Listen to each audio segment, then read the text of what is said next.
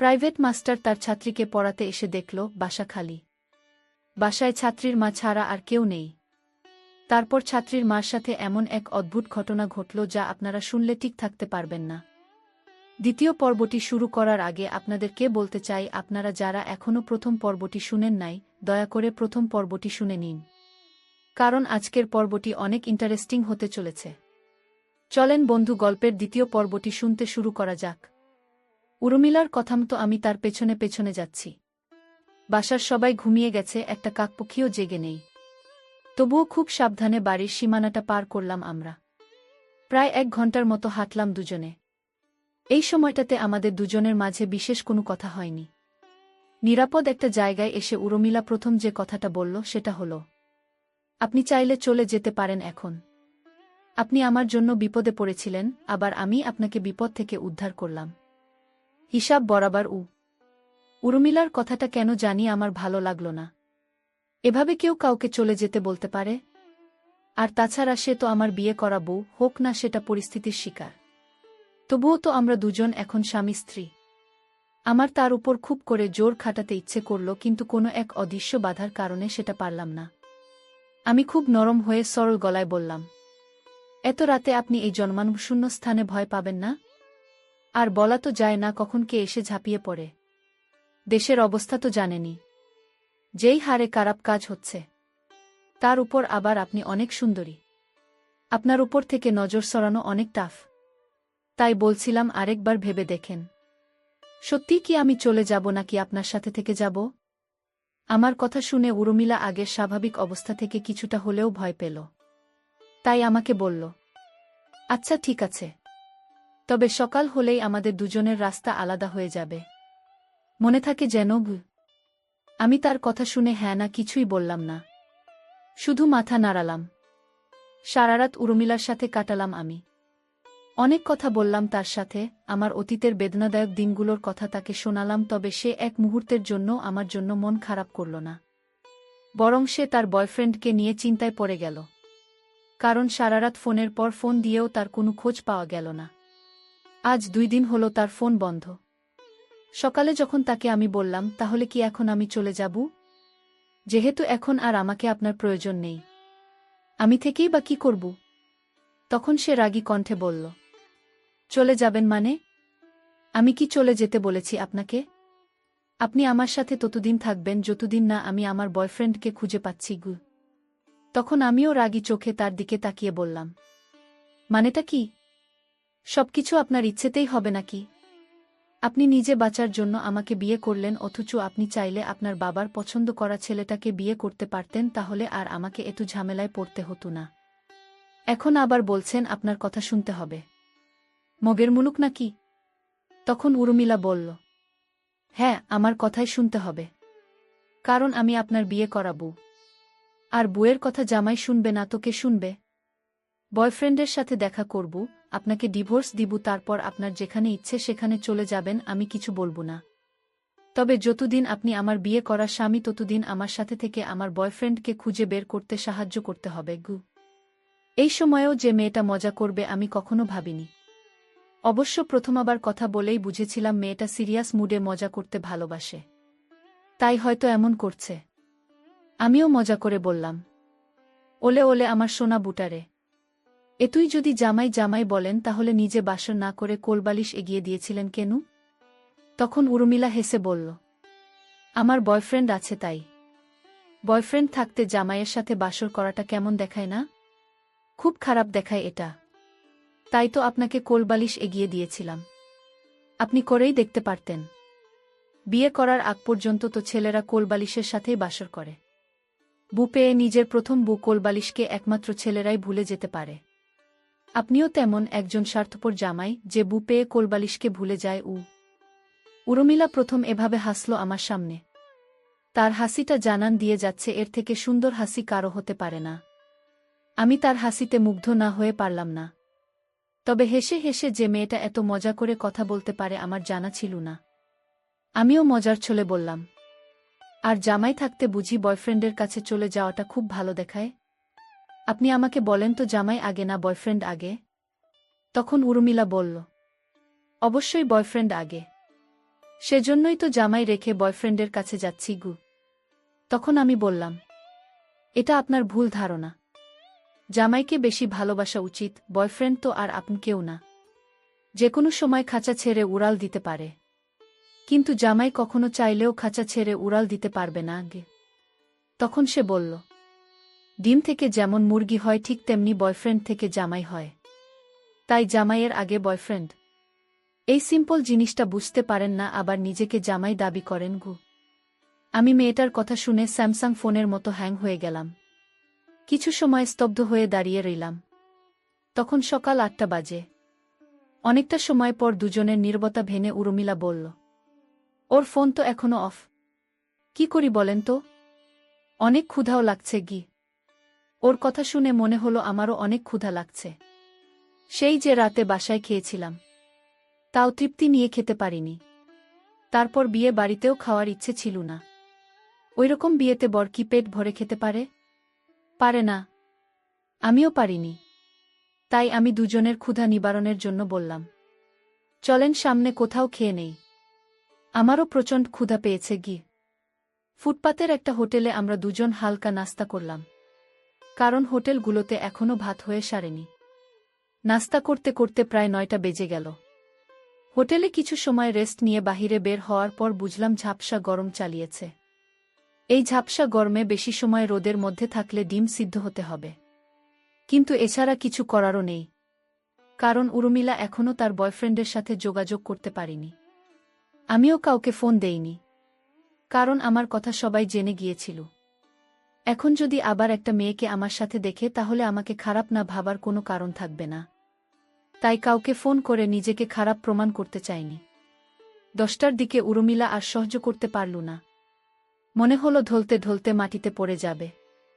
বেশি সুন্দরী মেয়েদের এটাই সমস্যা, তারা রোদের মধ্যে বেশিক্ষণ থাকতে পারে না।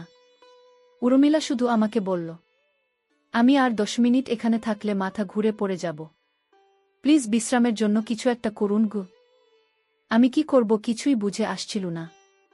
হঠাৎ করেই সামনে একটা আবাসিক হোটেল চোখে পড়ল। আমি উর্মিলাকে নিয়ে হোটেলে 24 ঘন্টার জন্য একটা রুম নিলাম। হোটেলের ম্যানেজার আমার দিকে আর চোখে চেয়ে বলল, কোনো কিছু লাগলে বলবেন স্যার। মেয়েটা জোস স্যার। আমার ইচ্ছে করল ম্যানেজারকে কষে 2টা চড় দিতে, কিন্তু পারলাম না, কারণ এখানে যারা আসে তারা মেয়ে নিয়েই আসে। কেউ বা নিজের গার্লফ্রেন্ডকে নিয়ে আসে, কেউ বা টাকা দিয়ে মেয়ে ভাড়া করে নিয়ে আসে। তাই ম্যানেজারকে কিছু বলতে পারলাম না। উর্মিলা আমার দিকে আগুন চোখে তাকিয়ে আছে, ম্যানেজারকে তো মনে হয় পারলে মেরেই ফেলবে। আমি রুমে নিয়ে তাকে বুঝালাম, হোটেল যেমনই হোক না কেন আমরা সেফ থাকলেই তো হলো। আর আপনার অবস্থা দেখে ভয় পেয়ে গেছিলাম, তাই সামনে যেটা পড়েছে সেটাতেই ঢুকে পড়েছি। আমার কথাগুলো পজিটিভ ভাবেই নিল উর্মিলা। সে ফ্রেশ হওয়ার জন্য ওয়াশরুমে চলে গেল, আর আমি বিছানায় গা এলিয়ে দিলাম একটু বিশ্রামের আশায়। কারণ 2 রাত ধরে 1 সেকেন্ডও ঘুমানোর সুযোগ হয়নি। চোখে প্রচণ্ড ঘুম, তাই চোখ বুজে ঘুমের ঘরে তলিয়ে গেলাম। ঠিক তখনই ফোনটা ভো ভো শব্দ করে বেজে উঠল। চেয়ে দেখলাম মিলি ফোন করেছে। না চাইতেও ফোনটা ধরলাম। ওপাশ থেকে মিলি বলল, তোমার কি হয়েছে বলতো? এতবার ফোন দেওয়ার পরেও তুমি ফোন ধরো না। তোমার সাথে আমি দেখা করতে চাই। আমি তোমাকে এখন অনেক মিস করি। মনে হয় তোমাকে আমার এখন প্রয়োজন। একবার দেখা করে সব কিছু আগের মতো করতে চাই আমি। আমি মিলিকে কিছু বলতে যাব, ঠিক তখনই আমার চোখ আটকে গেল আমার সামনে দাঁড়িয়ে থাকা মেয়েটার দিকে। মনে হচ্ছে স্বর্গ থেকে কোনো অপ্সরী ভুল করে জমিনে নেমে এসেছে, এখন আমার সামনে দাঁড়িয়ে আছে। উর্মিলা সুন্দর জানতাম, তবে এতটা সুন্দর হবে ভাবতে পারিনি। বিয়ের সাজে মেয়েটার দিকে ভালো করে তাকানোর সুযোগ হয়নি কখনো। কিন্তু আজ যখন বিয়ের সমস্ত সাজ ধুয়ে মুছে নতুনভাবে আমার সামনে দাঁড়িয়ে আছে, ঠিক তখন আমি বুঝতে পারলাম তার সৌন্দর্যের গভীরতা। উর্মিলার দিকে তাকিয়ে মনে হলো পৃথিবীর সবচাইতে সুন্দর মানুষটা আমার সামনে দাঁড়িয়ে আছে এখন। ভেজা চুলে মেয়েটাকে অনেক বেশি হট মনে হচ্ছে। মিলি ওই দিক থেকে সমানে চিল্লিয়ে যাচ্ছে, কিন্তু আমার কানে মিলির আওয়াজ খুব একটা গুরুত্ব পাচ্ছে না। আমার চোখ গুরুত্ব দিচ্ছে উর্মিলার হট দৃশ্যটাকে। মিলি যখন বারবার বলছিল, কি হলো তুমি কথা বলছো না কেন? আমি কি বলেছি শুনতে পাওনি? তখন আমার কি হলো জানি না, নিজের অজান্তেই মিলিকে বলে ফেললাম, আমি বিয়ে করেছি, আমার বউ আছে। এখন রাখি, বাই। আমার কথা শুনে মনে হলো উর্মিলা আমার দিকে এগিয়ে আসছে। আবার মনে হলো ধুর, আমি তার দিকে এগিয়ে যাচ্ছি। আবার মনে হলো না, সেই আমার দিকে আসছে। আমি তার দিকে যাচ্ছি নাকি সে আমার দিকে আসছে কিছুই বুঝতে পারলাম না। উর্মিলা আমার দিকে এগিয়ে এসে বলল, কি হয়েছে বলুন তো? আর এভাবেই বা তাকিয়ে আছেন কেন? তার মানে মিলিকে বলা কথাগুলো উর্মিলা শুনতে পায়নি। তাই আমিও ওই প্রসঙ্গটা এড়িয়ে যাওয়ার জন্য বললাম, কিছু হয়নি তো। আপনার দিকে তাকানো যাবে না এরকম কোনো রুলস আছে নাকি? থাকলে বলতে পারেন, আমি মেনে চলব। আমার এরকম টেরা কথা শুনে যে উর্মিলা খুব একটা খুশি হতে পারল না সেটা বুঝলাম আমি। সে কিছুটা মন খারাপ করে বলল, এমনিতেই আমার বয়ফ্রেন্ডের চিন্তায় মন সবসময় খারাপ থাকে, তার উপর আবার আপনার এরকম কথা। আপনি একটু ভালোভাবে কথা বলতে পারেন না? আমি না হয় ডিপ্রেশনে আছি তাই এমন ব্যবহার করি আপনার সাথে, কিন্তু আপনি কেন আমার সাথে এমন করেন? আমি উর্মিলার কথার প্রতি উত্তরে বললাম, আমি ভাই সবসময় ডিপ্রেশনে থাকি। আমি ডিপ্রেশন থেকে দূরে থাকতে চাইলেও ডিপ্রেশন আমাকে ছাড়ে না। আপনার পেছনে এমনিতেই অনেক টাকা খরচ হয়ে গেছে আমার। আর সম্ভব না। আমরা দুজন দুজনের রাস্তায় চলে গেলেই বেটার হবে। কেউ কারো যেহেতু প্রয়োজনে আসার কোনো সম্ভাবনা নেই, আলাদা হয়ে যাওয়াই ভালো। আমার জীবনটা আপনার মতো এত সুখের না, এত বিলাসিতার না। আমার অতীত শুনে হয়তো আপনার হাসি পেয়েছে, তবে আমি জানি আমার অতীত কতটা কষ্টের। তখন উর্মিলা বলল, প্রয়োজন নেই মানে? আমি একটা মেয়ে হয়ে কিভাবে এই ব্যস্ত শহরে আমার বয়ফ্রেন্ডকে খুঁজব? ওর ফোন খোলা থাকলে তো কোনো সমস্যাই হতো না। আর আপনাকে তো আমি বলেছি, আপনি যেতে পারবেন না যতক্ষণ না পর্যন্ত আমার বয়ফ্রেন্ডের সাথে আমার দেখা হচ্ছে। আর টাকার কথা বলছেন? সব টাকা দিয়ে দিব আপনাকে। আমি বাসা থেকে বের হওয়ার সময় অনেক দামি দামি জিনিস ব্যাগের ভিতর নিয়ে এসেছি। এগুলো বিক্রি করলে অনেক টাকা পাওয়া যাবে। আপনি হিসাব করে রাখেন, সব দিয়ে দিব আমি। আমি কিছু বললাম না। দেখতে দেখতে ২৪ ঘন্টা পার হয়ে গেল, বাট অবস্থার কোনো পরিবর্তন হলো না। বাধ্য হয়ে আমাদেরকে একটা বাসা নিতে হবে। মেয়েটা কাবিন নামা সাথে করে নিয়ে এসেছিল। সে হয়তো জানত এমন কিছু হবে, এটার দরকার হতে পারে, তাই ব্যাগে ভরে নিয়ে এসেছিল। আর সেটার কারণেই ঢাকা শহরের বুকে একটা বাসা ভাড়া পেলাম দুজন। আমি যে শুধু উর্মিলার জন্য বাসাটা নিয়েছি তা না, এখানে আমারও লাভ আছে। আমার থাকার জন্য একটা জায়গা দরকার ছিল, এর থেকে ভালো জায়গা হয়তো আমি পেতাম না। তাই এটাকেই বেছে নিয়েছি। কারণ বেঁচে থাকার জন্য একটা চাকরি দরকার, অন্তত আমার মতো মানুষদের। কারণ আমার আগে পিছে কেউ নাই। আমার থাকা খাওয়ার ব্যবস্থা আমাকেই করতে হতে। সকালে ঘুম থেকে উঠে বের হয়ে যেতাম চাকরির খোঁজে। অনেক পরিচিত বন্ধুদের কাছে বলেও রেখেছি একটা চাকরির কথা, কিন্তু কেউ সেরকম কোনো ব্যবস্থা করে দিতে পারেনি। সবাই নিজেকে নিয়ে ব্যস্ত। আজকাল অন্য কারো জন্য কেউ শ্রম দিতে চায় না, কারো কাছে অনুরোধ করে নিজের মর্যাদা কমাতে চায় না। আমার পরিচিত একজন মানুষ আছে, সে যদি তার উপরের জনের কাছে শুধু একটা সুপারিশ করে, রিকোয়েস্ট করে আমার চাকরির জন্য, তাহলে হয়ে যাবে। কিন্তু সেটা সে করবে না, এতে নাকি তার মান কমে যাবে। বাসা নেওয়ার পর ১ মাস চলে গেল। এই ১ মাসে অনেক কিছু পরিবর্তন হয়ে গেছে। আপন মানুষগুলো পর হয়ে গিয়েছে, পর মানুষগুলো হয়তো কিছুটা হলেও আপন হয়েছে। সেদিন বাবাকে সাহস করে ফোন দিয়ে বললাম, কেমন আছো বাবা? বাবা আমাকে কোনো কথা বলার সুযোগ না দিয়ে ফোনটা কেটে দিল। কেটে দেওয়ার আগে শুধু বলল, ফোন দিয়েছিস কেন? আজ আমার মেয়ের বিয়ে, ভুলেও তুই ফোন দিস না। আমরা তোকে ভুলে গিয়েছি, তুইও আমাদেরকে ভুলে যা, এটাই তোর জন্য ভালো হবে। বাবা ফোন রেখে দেওয়ার পর নিজের অজান্তেই কেঁদে দেই আমি। এমন কান্না আর কতদিন করতে হবে জানা নেই। আজ আমার আদরের বোনটার বিয়ে, অথচ আমি তার সামনে নেই। সেও কি তাহলে তার ভাইয়ের কথা ভুল গেছে? ভুলে যাওয়াটাই স্বাভাবিক। খারাপ মানুষকে কেউ মনে রাখে না, মনে রাখলেও ঘৃণা করার জন্য মনে রাখে। আমাকে তো আর আমার বোন ঘৃণা করতে পারবে না, তাই হয়তো ভুলে গিয়েছে। বাবা তো অনেক আগেই আমাকে ভুলে গিয়েছে, কিন্তু মা কি করে আমাকে ভুলে গেল? কোনো মা কি তার সন্তানকে কখনো ভুলতে পারে? আমার মা কিভাবে পারল? এসব কথা মনে হতেই কান্নাটা আরও বেড়ে যায়। আজ আমার কান্না করার দিন, আজ আমার দুঃখের দিন, আজ আমার একা হয়ে যাওয়ার দিন। আমার কান্না থামানোর কেউ নেই, আমার চোখের পানি মুছে দেওয়ার কেউ নাই। উর্মিলা কি আমার চোখের পানি মুছে দিতে পারে না? এই 1 মাসে তো সে আমার অনেক কাছে এসেছে। আমাকে নিজ হাতে রান্না করে খাইয়েছে। আমি না আসলে আমার আসার জন্য অপেক্ষা করতে করতে অস্থির হয়ে যেত। তবে দিন শেষে তার বয়ফ্রেন্ডের জন্য তার মন খারাপ থাকত। তারপরেও তার সাথে আমার সম্পর্কটার অনেক উন্নতি হয়েছে। সত্যি বলতে আমার ভালো থাকার জন্য একজন মানুষ প্রয়োজন। হোক সেটা ভালোবাসার মানুষ কিংবা ভালো লাগার মানুষ। এই পৃথিবীতে একা একা ভালো থাকা যায় না। ভালো থাকার জন্য কাউকে দরকার। কিন্তু আমার তো ভালো থাকার জন্য কেউ নেই। তাহলে আমি ভালো থাকব কিভাবে? এত কিছুর পরেও অন্য 28টা মানুষের মতো আমারও যে একটু ভালো থাকতে ইচ্ছে করে। আবার মনে হয় এই পৃথিবীতে সব মানুষের ভালো থাকা হয় না। কিছু মানুষ অকারণেই খারাপ থাকে। আমি হয়তো সেই খারাপ থাকা মানুষগুলোর মাঝে একজন। হঠাৎ করে লক্ষ্য করলাম আমার পেছনে উর্মিলা দাঁড়িয়ে আছে। আমি চোখের পানিটা মুছে তার দিকে তাকাতেই সে একটা হাসি দিল। মনে হলো এই হাসিটার জন্য আমার খারাপ থাকাটা চলে গেলেও খুব বেশি অবাক হব না। আমি তার হাসিটা মুগ্ধ হয়ে দেখতে থাকি। আমার মুগ্ধতার চোখকে ফাঁকি দিয়ে সে দৌড়ে এসে আমাকে জড়িয়ে ধরে। তাহলে সে তার সিদ্ধান্ত বদলিয়েছে? বয়ফ্রেন্ডকে না পেয়ে পরিস্থিতির শিকার হয়ে যাকে বিয়ে করেছে তাকেই ভালোবাসতে শুরু করেছে? এমন হলে খারাপ হয় না। আমার ভালো থাকার জন্য একজন মানুষ আমি পেয়ে গেছি।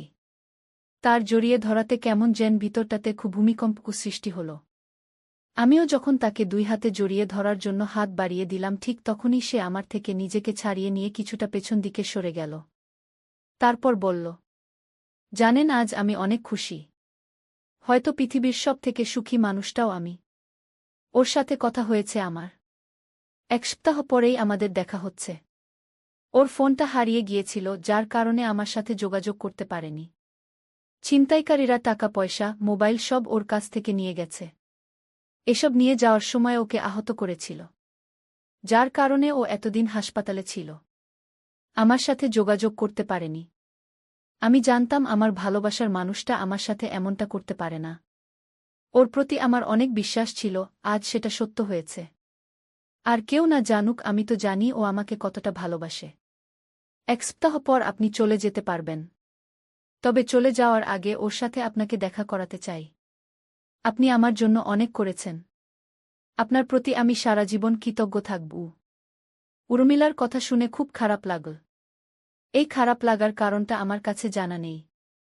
আমি অভিনয়ের হাসি হেসে বললাম, শুভকামনা আপনার জন্য। সবশেষে তাকে পেয়ে গেলেন। আপনাদের ভবিষ্যৎ জীবন সুখের হোক এটাই চাই।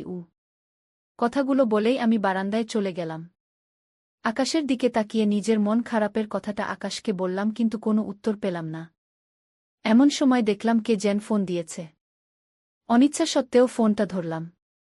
ওপাশ থেকে মেয়েলি কণ্ঠে কেউ বলল, স্যার, আমি জেরিন। আমি আপনার সাথে দেখা করতে চাই। সেদিন আপনার সাথে অনেক খারাপ ব্যবহার করেছি। আমি সব সত্য জেনে গিয়েছি।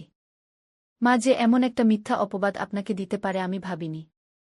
আপনি একবার আমাদের বাড়িতে আসুন। মায়ের কঠিন একটা অসুখ বেঁধেছে। হয়তো এটা তারই পাপের শাস্তি। মরার আগে সে একটাবার আপনার কাছে ক্ষমা চাইতে চায়। আমার জেরিনকে অনেক কিছু বলতে ইচ্ছে করছিল না। শুধু বললাম, এখন এসব বলে কি লাভ? এসব বললেই তো আর সবার কাছে আমি আগের মতো হব না। আমার পরিবারের যে অসম্মানটা হয়েছে সেটা তো আর ফিরে পাব না। সবাই আমাকে তো খারাপ ছেলে হিসেবেই জানে। এখন তো আমার নির্দোষ হওয়ার ইচ্ছা নেই। যদি সম্ভব হয় আমার বাবা মাকে সত্যটা জানিও।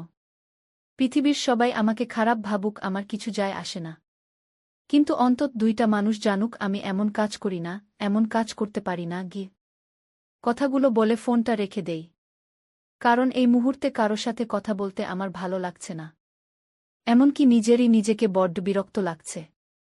এত কষ্টের পরেও কেন জানি বাঁচতে ইচ্ছে হয়। কখনো মনে হয় না মরে যাই। মনে হলেও সেটা খুব কম সময়ের জন্য। কিন্তু কার জন্য বাঁচতে ইচ্ছে করে সেটা আমার জানা নেই। হয়তো নিজের জন্য কিংবা অন্য কারো জন্য। জেরিনের ফোন কেটে দেওয়ার পরেও সে বারবার ফোন দিতে থাকে কিন্তু আমি তার ফোন ধরি না।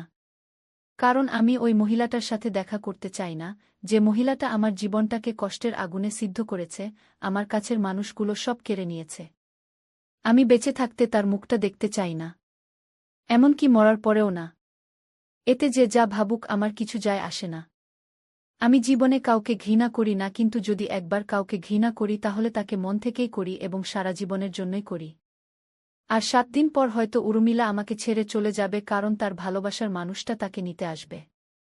তারপর আবার আমি সেই আগের মতো একা হয়ে যাব। আমার পাশে কাউকে পাব না আমি। আমার অসুখে বিসুখে আমাকেই আমার পাশে থাকতে হবে।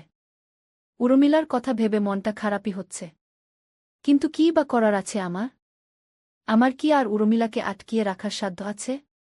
নেই। যদি থাকতো আমি আমার সর্বস্ব দিয়ে তাকে আমার কাছে রেখে দিতাম। অনেকগুলো খারাপ খবরের মাঝেও একটা ভালো খবর পেলাম, সেটা হলো একটা চাকরি হলো আমার। তবে মনটাকে ভালো করতে পারলাম না। উর্মিলার চলে যাওয়াটাই কি আমার মন খারাপের কারণ? মানুষকে বলার মতো কোনো চাকরি না। দুবেলা দুমুঠো খাবার খেয়ে বেঁচে থাকার মতো একটা চাকরি। আমার জন্য এটাই অনেক। কারণ আমি কখনো খুব আরাম আয়েশের মধ্যে নিজেকে আবদ্ধ রাখতে পারিনি। তাই কম টাকার মধ্যেই যেকোনো পরিবেশে মানিয়ে নেওয়ার মতো অভিজ্ঞতা আমার আছে। না থাকলেও তো মানিয়ে নিতে হবে। এছাড়া কোনো উপায় তো আর নেই। আমার চাকরি জীবনের প্রথম দিনটা খুব ভালো গেল। অনেক অচেনা অজানা মানুষের সাথে পরিচয় হলো আমার। কাউকে ভালো লাগল, কাউকে লাগল না। কেউ আমাকে দেখে বিরক্ত হলো, কেউ বা আমার সাথে কথা বলে খুশি হল। তবে যখন অফিস থেকে বাসায় ফিরব ঠিক তখনই মনটা খারাপ হয়ে গেল। অথচ আমি ভেবেছিলাম এতদিন পর বুঝি একটু ভাল লাগার মতো কোনো কিছু খুঁজে পেয়েছি। আজ আমার সমস্ত দুঃখ ভুলে যাওয়ার দিন। কারণ আজ আমার বোনের সাথে দেখা হয়েছে। আমার বোনের সাথে একটা ছেলেকে দেখলাম। তাহলে কি এই ছেলের সাথেই ওর বিয়ে হয়েছে? বাহে কি সুন্দর! পৃথিবীর সব ছেলেই বুঝি নিজের বোনটাকে এমন রাজপুত্র ছেলের সাথে দেখতে চায়। আমিও আমার বোনকে দেখে খুশি না হয়ে পারলাম না। কিন্তু আমার বোন যখন আমাকে দেখেও না চেনার ভান করে আমাকে পাশ কাটিয়ে চলে গেল, তখন যেন কেমন লাগল। মনে হলো এত খারাপ লাগা বুঝি এর আগে কখনো কোনো মানুষের ভিতরে কাজ করেনি যতটা আমার ভিতরটাতে লাগছে। বুকের ভিতর এমন এক অসহ্য যন্ত্রণা হলো যেটা সহ্য করার ক্ষমতা সৃষ্টিকর্তা আমাকে দেন নাই। আমার বোনের আমাকে পাশ কাটিয়ে যাওয়ার দৃশ্যটা আমার কোনোভাবেই সহ্য হচ্ছিল না। তাকে পেছন থেকে ডাকতে ইচ্ছে হলো। আবার মনে হলো বিয়ের সময় হয়তো আমার সম্পর্কে ছেলের পরিবারকে কিছু জানায়নি। তাই হয়তো আমার বোন এতদিন পরেও আমাকে দেখে কথা না বলে না চেনার ভান করে চলে যাচ্ছে। তাই আর আমি তাকে ডাক দিতে পারলাম না। বোনের সুখের জন্য এতটুকু তো করাই যায় না, তাই না? নিজের মনকে মিথ্যা সান্ত্বনা দিলাম। আমার বোন পরিস্থিতির শিকার। সে তার হাজব্যান্ডকে জানাতে চায়নি তার একটা ভাই আছে, যাকে এলাকার সবাই খারাপ মানুষ হিসেবেই জানে। তবে প্রশ্নটা থেকেই যায়, আমার সাথে কথা বললেই কি তার হাজব্যান্ডের সাথে সম্পর্কটা খারাপ হয়ে যেত? প্রশ্নগুলো না হয় পাঠকদের কাছেই রেখে গেলাম। বাসায় এসে অনেক চেষ্টা করেও নিজের বিষণ্ণ মনটাকে ভালো করতে পারলাম না। আমার এমন মন খারাপ দেখে উর্মিলা জানতে চাইল আমার কি হয়েছে। আমি তাকে হ্যাঁ না কিছুই বললাম না। সেও আর দ্বিতীয়বারের মতো জানার জন্য আমাকে জোর করল না। মন খারাপের প্রসঙ্গটা ভুলে যাওয়ার জন্য আমিই তাকে জিজ্ঞেস করলাম, আপনি তাহলে সামনের সপ্তাহে চলে যাচ্ছেন? আমার প্রশ্নের উত্তরে উর্মিলা বলল, হ্যাঁ, যেতে তো হবেই। আপনার সাথে তো আর সারা জীবন থাকতে পারব না। আর তাছাড়া এটার জন্যই বাসা থেকে পালিয়ে এসেছি। তবে কেন জানি যেতে মন টানছে না। মনে হচ্ছে আর কিছুটা দিন এভাবে স্বাধীন হয়ে ঘোরাফেরা করি। নিজের ভালো লাগার কাজগুলো করি। নিজের ভিতরটা কি চায় জানি গো। আমার উর্মিলাকে বলতে ইচ্ছে করল, যার সাথে বৈধ কোনো সম্পর্ক নাই তার সাথে সারা জীবন থাকা যায়। আমার সাথে তো আপনার পবিত্র কালেমা পড়ে বিয়ে হয়েছে। আমাদের সম্পর্কটা পবিত্র। তাহলে কেন আপনি আমার সাথে সারা জীবন থাকতে পারবেন না? কিন্তু বললাম না। কারণ কিছু কথা মনের ভিতরেই থাকা ভালো। প্রকাশ করলে এক পৃথিবী সমান দুঃখ পাওয়ার সম্ভাবনা থাকে। আমি উর্মিলার দিকে তাকিয়ে কপালের ঘামটা মুছতে মুছতে বললাম, আপনার বয়ফ্রেন্ড কি করে, কোথায় থাকে কিছুই কিন্তু বললেন না আমাকে গু। তখন উর্মিলা হেসে বলল, আমি নিজেও তার সম্পর্কে খুব বেশি কিছু জানি না। তার সাথে আমার পরিচয়টা একটু ভিন্নভাবে হয়েছিল। তখন আমি কলেজে পড়তাম। আমার বান্ধবীকে কিছু ছেলে অনেক বিরক্ত করত, সাথে আমাকেও। যারা বিরক্ত করত তারা অনেকটা বাজে ছিল, তাই তাদেরকে কিছু বলার সাহস পেতাম না। বাড়িতে এসব কিছু বলে ঝামেলা বাড়াতে চাইনি। কারণ বাসায় জানতে পারলে অনেক বড় কিছু হয়ে যাবে। তাই বাড়িতে কিছু জানাইনি। এভাবেই ওই বাজে ছেলেগুলোর অত্যাচার সহ্য করে যাচ্ছিলাম। হঠাৎ করে একদিন দেখলাম সেই বাজে ছেলেগুলো আর আমাদের বিরক্ত করছে না। পরে জানতে পারলাম এটার কারণ আমার বয়ফ্রেন্ডই। ওদেরকে শায়েস্তা করেছে। তারপর আমি নিজ থেকেই কেন জানি ওর প্রতি কিছুটা দুর্বল হয়ে পড়লাম, ওর কাছে ওর ফোন নাম্বার চাইলাম। তারপর থেকেই আমাদের রিলেশন শুরু। তবে ও এখন একটা চাকরি করে। কি চাকরি করে সেটা কখনো জানতে চাইনি আমি। কেননা আমি জানি ও আমাকে কখনো কষ্ট দিবে না, সুখেই রাখবে। তাই কি চাকরি করে, কত টাকা ইনকাম করে এসব জানার ইচ্ছেটা কখনো হয়নি গি। আমি উর্মিলার দিকে অবাক চোখে তাকিয়ে রইলাম। এত সিম্পল একটা কারণেও মেয়েরা কারো প্রেমে পড়তে পারে, কাউকে ভালোবাসতে পারে জানা ছিল না আমার। কলেজে থাকতে তো কত মেয়েকে কতভাবে সাহায্য করলাম। কই কেউ তো কখনো ভালোবাসি বলল না, প্রেম করতে চাইল না, ফোন নাম্বার চাইল না। তাহলে কি আমার ভাগ্যটাই এমন, কেউ আমাকে বয়ফ্রেন্ড হিসেবে পারফেক্ট মনে করে না? আমি উর্মিলাকে বললাম, এইসব কারণে কাউকে ভালোবাসা যায়? এমনও তো হতে পারে ওটা লোক দেখানো ছিল। কিংবা আপনাকে বসে আনার জন্য সে নিজেই এমনটা করেছে। যদিও আমার ধারণাটা ভুলও হতে পারে। তবে সত্য হলেও অবাক হওয়ার কিছু থাকবে না। কারণ ছেলেরা মেয়েদেরকে পটানোর জন্য অনেক কিছুই করে থাকে। তার মাঝে অনেক বাজে কাজও করে থাকে মেয়েদের সামনে হিরো সাজার জন্য, যেগুলো মেয়েদের সবসময় অজানাই থেকে যায়। আমার কথা শুনে উর্মিলা রাগী কণ্ঠে আমার দিকে আগুন চোখে তাকিয়ে বলল, ও এমন না, ওকে আমি চিনি। আর আপনি এসব নিয়ে মাথা ঘামাচ্ছেন কেন বলুন তো? প্রেমে ট্রেমে পড়লেন নাকি? আর যাই করেন না কেন আমার প্রেমে পড়েন না, তাহলে আপনাকে দুঃখের সাগরে ভাসতে হবে। আপনাকে নিয়ে আমার ভয় হচ্ছে। কবে জানি আবার সত্যি সত্যি আমাকে নিজের বউ দাবি করে বসেন গু। উর্মিলার মুখ থেকে এরকম তিতা কথা শুনতে হবে কখনো ভাবিনি।